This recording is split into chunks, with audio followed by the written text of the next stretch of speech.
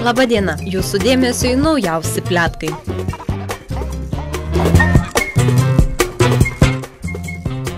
Lietuvių aktorės Ingebordos Dapkūnaitės dėvėtų drabužių galima įsigyti vienoje Maskvos parduotuvių. Kaip rašo žurnalas Stilius, labdaringiems tikslams kino žvaigždė paaukojo nepabodusius apdarus, o tokius, kurie mieliausi jos širdžiai. Parduotuvė, kurioje parduodami garsių artistų ir visuomeninių veikėjų drabužiai iš jų asmeninio garderobo, Ingeborda Rusijos sostinėje įsteigė kartu su rusų kolege. Surinkau visą krepšį drabužių. Ten ir klasikinė balta palaidinė, sijonai ir net avikailių puskailiniai. Drabužiams, kuriuos atiduodu, nesu abejinga. Priešingai atnešiau tuos, kurie man labiausiai prie širdies, pasakojo Ingeborda Dapkūnaitė.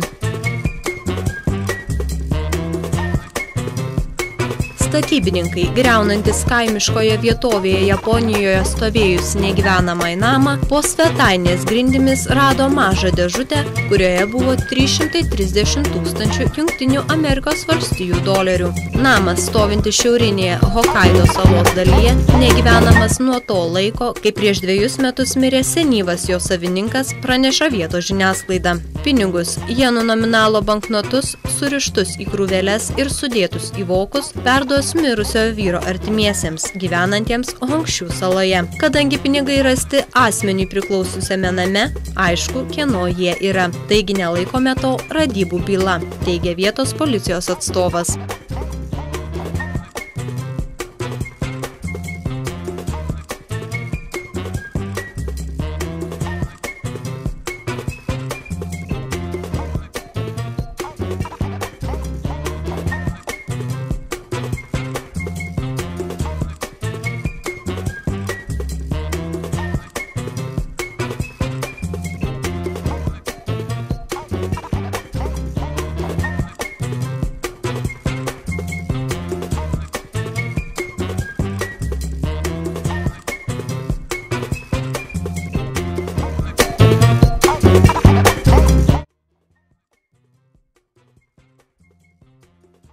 Kauno Rotušėje žiedus sumainė grupė 69 danguje narė Nijolė Pareigytė ir jos išrinktasis verslininkas Rimvydas Rukaitis. Daugeliui ši žinia buvo išties netikėta, nes pora jau po poros savaičių turėtų susilaukti pirmagimio. Tiesa, poros vestuvės virto tikrų detektyvu.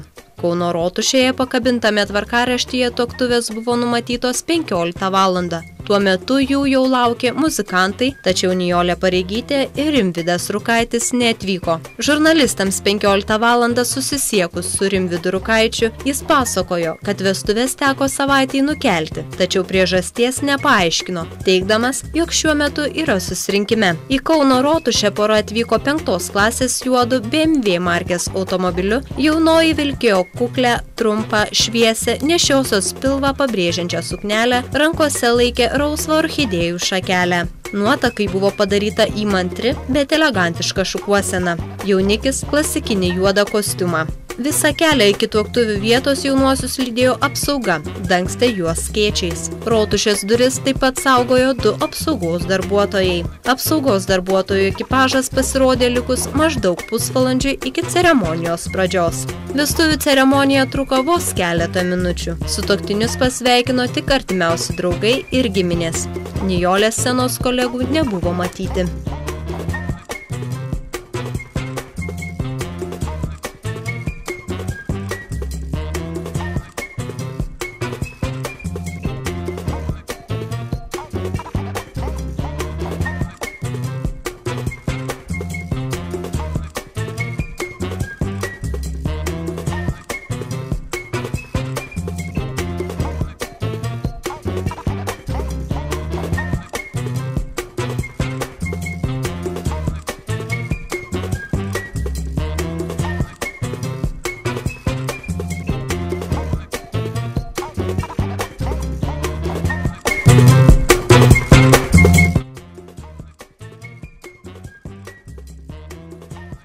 Filipas Kirkorovas pasirašė vieną iš brangiausių Rusijos šou verslo istorijoje reklamos sutartį.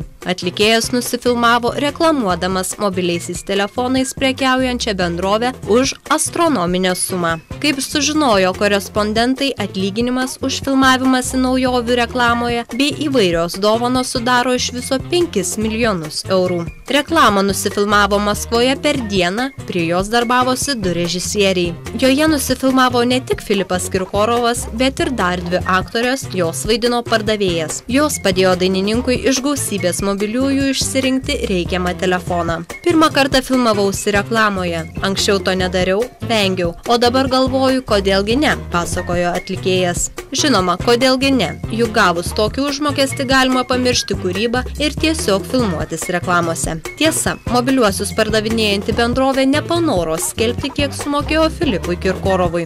Galime pasakyti tik tiek, kad suma atitinka Filipo žvaigždės statusą, sakė bendrovės atstovė spaudai.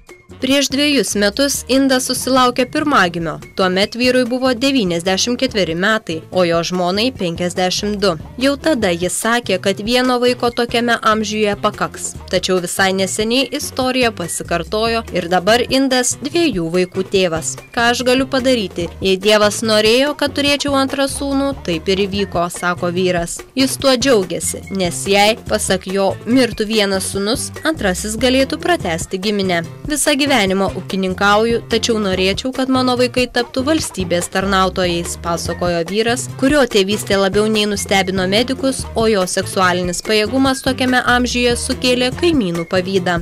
Savo 25 metais jaunesnę žmoną jis sutiko prieš 22 metus. Tuomet ji neturėjo tėvų, artimųjų, namų, nieko. Vyras ją parsivedė namo, suteikė pastogę, išmokė jogos paslapčių ir pamažu jie pamilo vienas kitą. Žmona sako, kad jai vyro amžius visai nesvarbus. Lovoje jis pajėgesnis net už 25 mečius.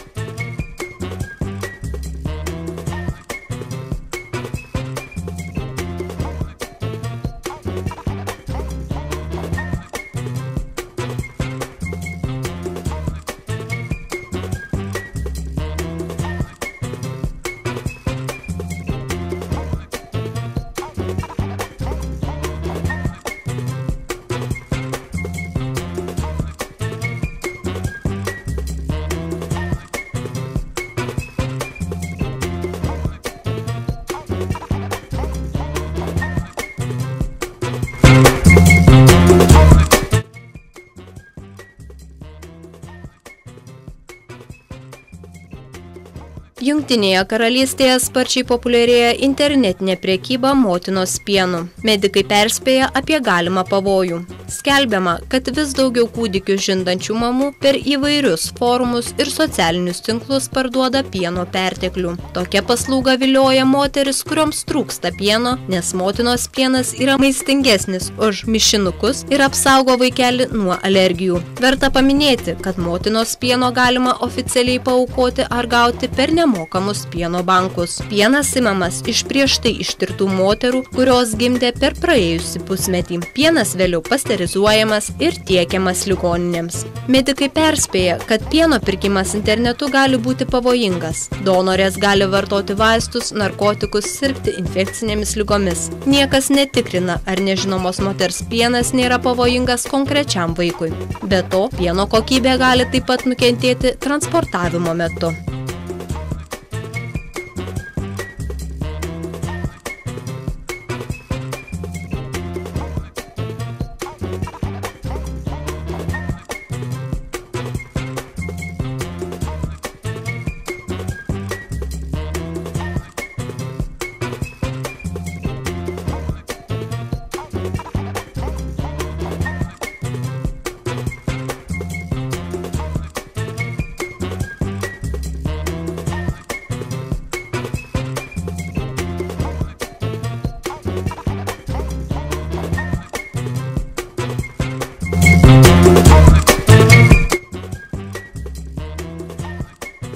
65 metų Nevados gyventojas nori pretenduoti į prezidento kėdę. Anot rinkimų komisijos, Kalėdų senelis padavė dokumentus. Jis nori tapti prezidentu. Per balsavimą rinkėjai, kurie norės prabalsuoti už senolį, turės parašyti jo vardą ir pavardę. Kaip buvo išsiaiškinta, iš tiesų šio vyro vardas buvo Kalėdų senelis. Jis šį vardą pakeitė 2005 metais. Kalėdų senelis anksčiau dirbo policijoje. Vyriškis papasakojo, kad jeigu laimės rinkimus, į Vašingtoną atveš keletą elnių, kad jie papuoštų Baltuosius rūmus.